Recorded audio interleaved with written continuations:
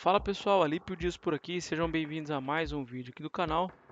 E esse vídeo é um vídeo de praticamente encerramento do ano de 2024 e eu quero passar aqui com vocês pelos principais indicadores do ano, como eles se comportaram. Eu acho que tem muito a tirar de aprendizado nesse ano. Então, para você que gosta de investir por longo prazo, tá machucado com tudo que aconteceu nesse ano, fica aqui que eu acredito que esse vídeo pode te ajudar bastante aí na sua carteira de investimento, tá bom? Então vamos conversar aqui sobre os principais indicadores que a gente tem na nossa economia, tá? Então o CDI, por exemplo, que é a taxa básica de juros, né? Ela deriva da taxa Selic. A gente vai encerrar o ano com uma taxa acumulada média, se você pegou de janeiro até agora alocado, de mais ou menos 11% ao ano. Essa taxa subiu em função da preocupação, principalmente com a inflação. O ambiente fiscal está bastante deteriorado no país e por isso o mercado exige cada vez uma taxa maior. À medida que o mercado exige taxa, há preocupações. Então vocês devem ter visto um assunto da vez agora é o dólar, né, que chegou a bater 6,20. O mercado já precifica a possibilidade de dia 7. Isso tudo ocorreu por causa desse estresse do mercado preocupado com o ambiente fiscal. Então o juro futuro sofre volatilidade, o mercado exige taxa maior, o dólar sobe, o Banco Central com preocupações com a inflação tem que subir a taxa de juros. A taxa de juros subiu recentemente, 1 ponto percentual, e a gente tem uma taxa Selic, hoje terminal para 2024, de 12,25% ao ano. O Banco Central já contratou duas novas altas, né? Então a gente deve encerrar o primeiro trimestre de 2025, vou até colocar aqui, ó, primeiro trimestre de 2025 em torno de 14,25% ao ano, tá? Isso só não acontecerá se o Banco Central, o próximo presidente, que é o Galípolo, tiver um bom argumento para defender a não alta dessa taxa ou até a correção a uma taxa menor, tá? Não é a expectativa para o primeiro trimestre. O mercado realmente precifica que essa alta deve de fato ocorrer. E com isso, a gente tem então o CDI encerrando mais ou menos de 11% ao ano. Se você é um investidor conservador e está com a sua carteira 100% atrelada ao CDI, com LCAs, LCIs, CDBs, provavelmente a sua rentabilidade deve ter ficado em torno disso, entre 11% e 12% no ano. Foi uma rentabilidade ok de 1% ao mês. Então, o investidor conservador que só tem juros na carteira, né, só tem CDI, só tem taxa Selic, conseguiu essa rentabilidade ao longo do ano, tá? O dólar, né, pessoal? O dólar então subiu bastante. A gente viu aí uma alta de praticamente 30% no ano. A gente sai lá do patamar de 5,80, até menos, né, no começo do ano, e vem ver o dólar no final do ano flertar aí com 6,20, com a possibilidade de ir a R$ 7. Então uma alta muito forte que provavelmente isso acarreta em inflação mais alta, né? Porque os produtos que a gente consome, em sua maioria, são dolarizados, e aí é importante de você ter dólar na carteira ou até posições no exterior para se proteger contra esse tipo de alta, tá? Então 30%, pessoal, é muita coisa. Por mais que você tenha feito entre 11% e 12% ao ano, de maneira conservadora e bem confortável até, talvez tenha sido desconfortável ao longo do ano, porque a taxa de juros em alguns períodos ficou abaixo de 1% ao mês, mas 30% ele é esse dólar com uma alta de 30%, ele representa um fantasma assim, ou algo que vem corroendo a sua riqueza e você não percebe, tá? Então, você vai no mercado que você percebe que as coisas estão mais caras, porque a nossa economia é toda dolarizada, não adianta. Não adianta. Ah, Lipe, mas eu moro no Brasil, não consumo nada que é em dólar. Consome, tá? Provavelmente algum produto, o computador que você compra, algum equipamento eletrônico, commodity, muita coisa cotada em dólar, então você será impactado. E aqui a gente tem aquela síndrome do sapo na panela, que é quando você pega um sapo, coloca numa água fria, vai esquentando a panela, essa água ferve, o sapo morre e nem percebe que a água estava esquentando. Aqui é a mesma coisa. A gente vai ficando mais pobre ao longo do tempo e não vai percebendo o quanto o nosso poder de compra foi corroído, né? Eu lembro quando eu era criança, minha mãe dava uma moeda de 5 centavos e eu voltava para casa com 3, 4 pães. Hoje você vai com com 5, 8, 10 reais para comprar aí uma meia dúzia de pão, né? IPCA, a inflação oficial, tá, pessoal, encerrando em torno de 4,5% a 4,80% ao ano. Isso ainda não está encerrado ou contratado, mas deve encerrar nesse patamar, tá, entre 4,5%. Inflação, ela vinha um pouco mais controlada. O Banco Central brasileiro foi um dos primeiros a elevar a taxa de juros naquele período da pandemia. A inflação corrigiu e veio para baixo, né, veio muito próximo para o centro da meta. Mas agora a gente está longe da meta, né? A meta que é manter em torno de 3% ao ano e IPCA 4,5% é isso que deve ficar. Então, quando você contrata um papel que paga IPCA mais uma taxa, geralmente títulos atrelados à inflação, você está recebendo, por exemplo, IPCA mais 7%. Então, tem na sua cabeça aí que você vai ter mais ou menos 4,5%, 5,5% ao ano, mais 7% de rentabilidade. Vai ficar abaixo do CDI para 2025 nos primeiros 2 anos, tá? A taxa Selic ou CDI deve bater o IPCA nos primeiros 2 anos. Por isso, a maioria dos analistas ou recomendações são de que você compre títulos IPCA para um prazo maior, tá? E aí você vai encontrar título público pagando IPCA mais 6, IPCA mais 7, né? Se você contrata um título com vencimento maior, um título público federal com vencimento maior, por exemplo, 2035, que seria o mais adequado, tá? Mas se você tem o 2040 e 2060, à medida que o prazo aumenta, a duration, que é o prazo médio da carteira, aumenta, e aí o efeito da marcação ao mercado, que é o impacto no preço dos títulos ao longo do tempo, ele é maior a seu favor ou contra você, à medida que o prazo é maior, tá? Então, por exemplo, se o preço do papel corrige 1% para baixo, multiplica-se pela duration, que é 20, 30 anos, esse vai ser o impacto na sua carteira. Então, 1% vezes 30, 30% para baixo, se você tiver um título público atrelado à inflação e tiver deságio. Se tiver um ágio, a conta é a mesma, tá? Então, o preço do seu papel valorizou 1%, vezes a duration, que é de 30 anos, por exemplo, tá? E aí você vai ter um ágio na sua posição de 30% para você vender a mercado. Ainda assim, mesmo que você não venda, porque o cenário é bastante desafiador para os próximos 2, 3, 5 anos, é uma excelente taxa de carrego, né? Porque esse é título público, um título que você não tem um risco de crédito, te entregando inflação mais 7, é muito bom. Inclusive, os prêmios de risco de papéis de título de crédito privado amassaram bastante.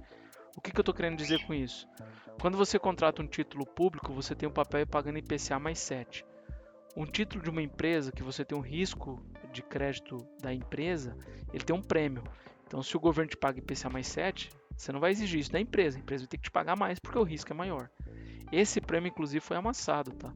Já chegou a 1, 2, 3% de prêmio, hoje já está bem reduzido, tá bom? Então, por isso que, de repente, títulos atrelados à inflação, daqui para frente e para o longo prazo, o ideal é você optar pelos títulos públicos. Até porque esse nível de taxa aqui de CDI contratada a 14,25% ao ano, para o ano que vem, é um nível de taxa muito alto. O juro futuro já pede 15%, 15,5%. E um nível de taxa desse é muito perigoso para as empresas, né? Porque o juro, a dívida que elas pagam, acabam ficando mais cara.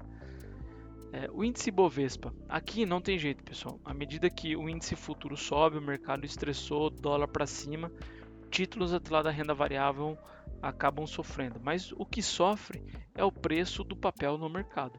Não necessariamente as empresas estão com problema. E aí, aqui você também pode enxergar o mercado por outro ponto de vista e encontrar boas oportunidades de compra, tá? Mas se ainda assim você está querendo comprar papéis, tenha bastante cautela, porque o mercado pode continuar caindo ainda durante um tempo, tá? Mas é uma oportunidade para que você comece a montar suas posições. Há papéis muito descontados, tá? Antes dessa queda de 7% já estavam com desconto, então agora ainda mais. Então o índice Ibovespa caiu 7% e eu sei que isso está te incomodando, está incomodando na sua carteira. O IFIX, que é o índice de fundos imobiliários, caindo 10%, até mais que o Ibov. Provavelmente quando você comprou, você deve ter ouvido alguém falar, seu assessor de investimentos ou até na internet, olha, o fundo imobiliário ele tem uma volatilidade menor que as ações, e realmente tem, mas ele vai para encerrar o ano com uma queda maior do que as ações, tá?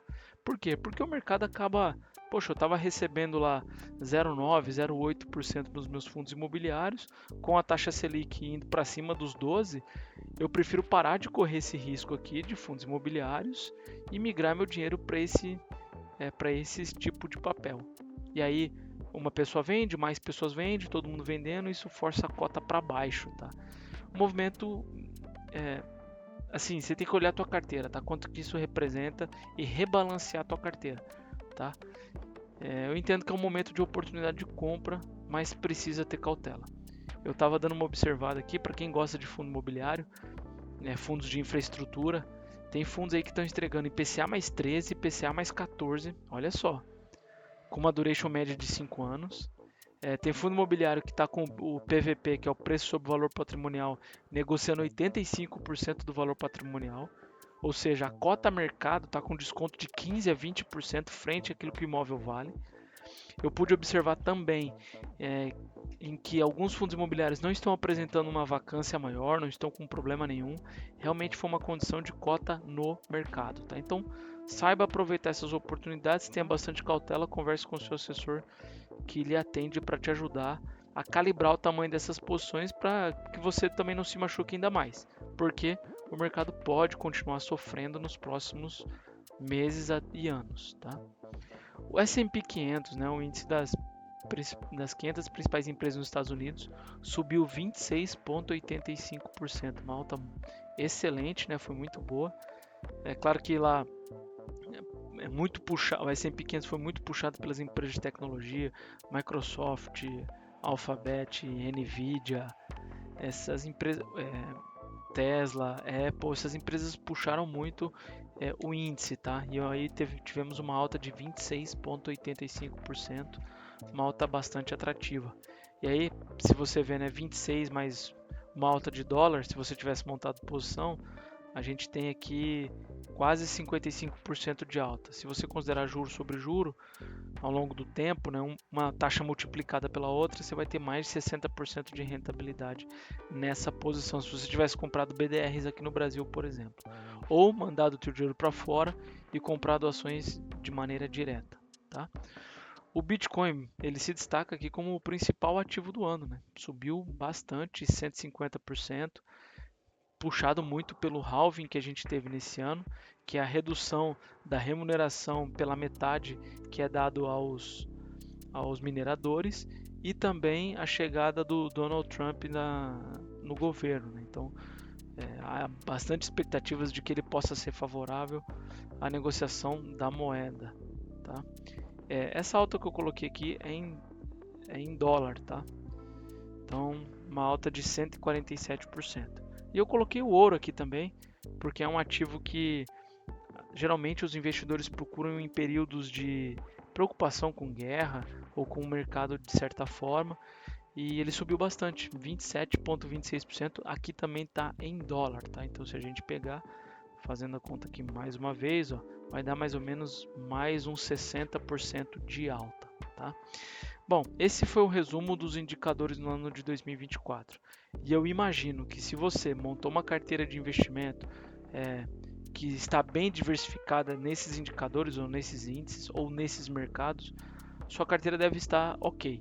Agora, se porventura você não diversificou, colocou seus papéis apenas colocou seu dinheiro, né, apenas no Brasil, fez alocações domésticas, comprou bastante fundo imobiliário e ações, é provável que sua carteira esteja caindo nesse ano, tá?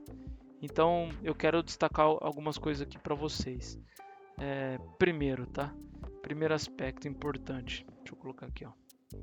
Primeiro é diversificação, tá? Eu acho que essa é o principal aprendizado do ano de 2024. Diversificação é importantíssimo. E aí, vocês precisam também ter um assessor de confiança e estudar mais os mercados, entender como funciona para diversificar bastante a sua carteira. Eu tenho estudado bastante esse livro aqui, Portfólio Permanente, que ele conta como que você deve diversificar uma carteira. Ele não... Vou colocar aqui mais perto para que vocês possam ver, que é o Portfólio Permanente. Ele, claro, é bastante baseado no mercado americano, mas aplica-se muita coisa aqui no Brasil. E ele fala de não acreditar no market time, né, que é o momento certo de comprar ou vender seus ativos, mas que você sempre deve ficar posicionado em 4 estratégias básicas, né, ou 4 posições, que seriam ações, ouro, títulos e caixa. Ficar sempre posicionado e ao longo do tempo ir rebalanceando essas 4 posições. Então, eu acho que esse foi o principal aprendizado de 2024, diversificação. E diversificação global, tá, pessoal? Lipe, eu fiquei no Brasil e tive 11, 12%. Foi muito boa a minha rentabilidade. Tudo bem, sua rentabilidade foi ok, mas você ficou mais pobre aqui com esse dólar a quase 30% de alta, com certeza, tá? Então, se você está trabalhando, acumulando capital, pensando no longo prazo, querendo fazer reservas para o teu futuro ou para algum plano específico de longo prazo, não ter dólar pode ter custado muito caro. Por isso que é importante você diversificar a carteira, tá?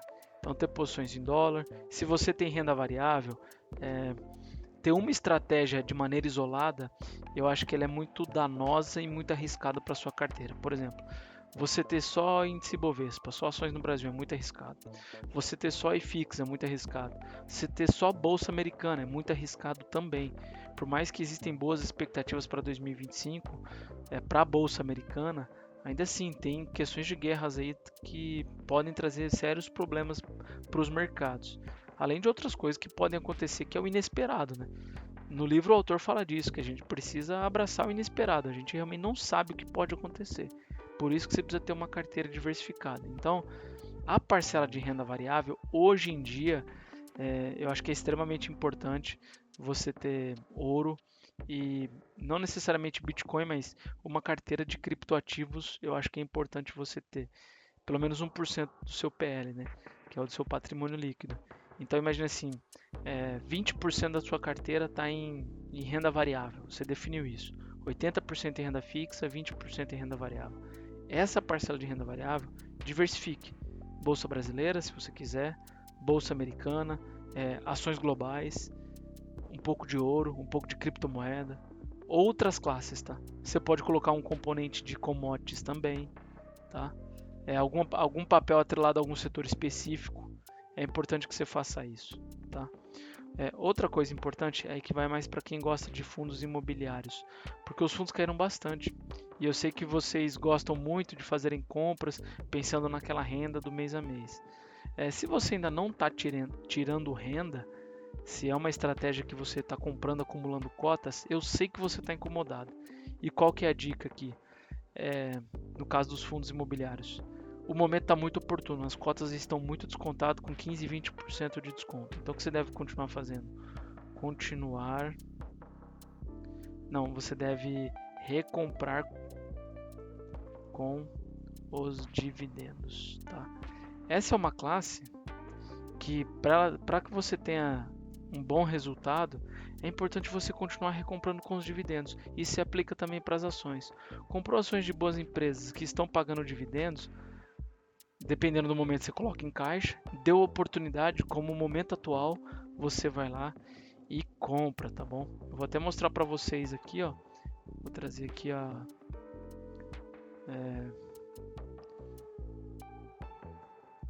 esse aqui é um fundo de infraestrutura que eu estava olhando. Ele caiu bastante, R$ 6,38. Tem aqui vamos pegar aqui o IFIX, ó. Acho que não vai abrir aqui, mas vamos pegar o KNCR11, por exemplo. KNCR11, tá? Olha como ele caiu bastante. Então ele saiu de 103 aqui, tá negociando a R$ 96. Né? Isso não é uma recomendação, tá, pessoal? Só estou mostrando como que eles caíram e descontaram bastante, tá? Para que você possa ficar de olho. O índice Bovespa também, né? Olha aqui como está caindo hoje, já negociando a 121 mil pontos. Então, empresas como o BBSE, que paga bastante dividendos, essa não está tão descontada, mas, por exemplo, Itaú e Tub4 caindo mais 2,35. Há pouco tempo atrás estava 36, agora já está 31. Olha aí como caiu bem. Tá? Então, para que vocês fiquem de olho e possam rebalancear sua carteira, acho que isso que é importante. Tá? Então, o terceiro aqui, ó, o terceiro aprendizado de 2024 é rebalanceamento. Tá? O que é isso? O que é rebalanceamento? A posição inicial da sua carteira tinha renda fixa com 60%, tinha renda variável com 20%. Não, vamos colocar assim, ó, 80-20, tá? Só que chegou no final de 2024, o que aconteceu no final de 2024? Isso aqui subiu para 100% porque isso aqui caiu para, ou melhor, vamos corrigir melhor, caiu para 10. Isso, foi isso que aconteceu.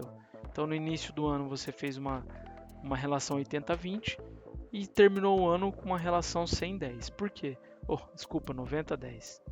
Isso aconteceu porque a classe de renda variável ela perdeu o valor e naturalmente a outra parcela de renda fixa ela representou uma porção maior da carteira. Então o que você vai fazer no momento de rebalancear sua carteira? Você vai pegar 10% daqui e trazer para cá, voltando à posição original. O nome disso aqui é estratégia, tá? Então você tem que definir a sua estratégia de investimento de acordo com seus planos. Só que antes de você definir sua estratégia, você precisa fazer a tarefa de casa, que é qual? Definir o seu plano. Por exemplo, eu tenho 30 mil reais. Para que é esses 30 mil reais? Isso é importante, porque a depender do seu plano, a depender do seu projeto, o para que você vai utilizar esses 30 mil, o caminho muda. Por exemplo, eu tenho 30 mil reais e quero fazer uma pós-graduação nos Estados Unidos. Se eu colocar esse dinheiro no CDI, eu vou ter um problema sério. Porque se o dólar sobe, eu não acompanho e perco a minha pós-graduação. Eu preciso me proteger contra essa alta do dólar. Então eu vou lá e compro 30 mil reais em dólar. Tá? Então perceba que quando eu tenho o meu objetivo definido, a maneira que eu vou alocar fica muito mais fácil e definir a minha estratégia também. Lipe, eu tenho 30 mil reais e pretendo acumular recursos para minha aposentadoria. Beleza, o caminho é outro. Então vamos montar uma estratégia diversificada de investimento por longo prazo. Lipe, eu tenho 30 mil reais e esse dinheiro é para o meu dia a dia. É uma reserva de emergência. Tudo bem, vamos colocar em juro com liquidez imediata. Então perceba que antes da gente definir onde vai alocar, a gente tem que definir uma estratégia. Só que antes de definir uma estratégia, a gente tem que definir o objetivo de cada dinheiro que a gente reserva. Tá bom? Não tem jeito. Esses são os passos para que você possa montar uma carteira de investimento e alcançar os seus objetivos. O mercado, ele não vai fazer você rico, mas ele vai te deixar mais rico. Ele vai proteger o capital que você ganhou, que você trabalhou e conquistou. E é dessa maneira que você tem que olhar e aproveitar essas oportunidades. Tá bom? Por favor, deixa aqui nos comentários quais são os aprendizados que você tira de 2024, o que você espera para o ano de 2025, como que você deve montar suas posições, tá bem? Eu espero que você tenha gostado desse vídeo, um grande abraço e até o próximo.